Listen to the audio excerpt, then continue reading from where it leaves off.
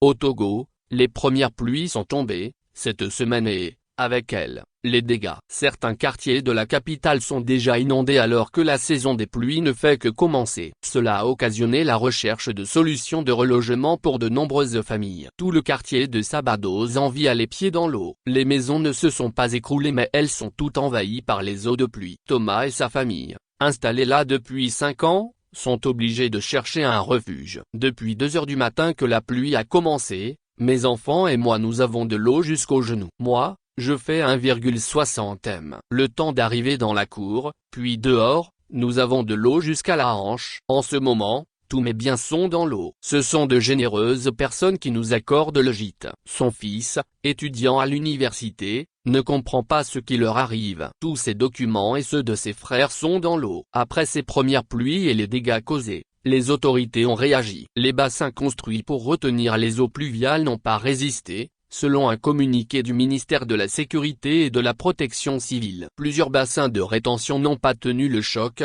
débordant et entraînant des inondations dans plusieurs quartiers, précise le document.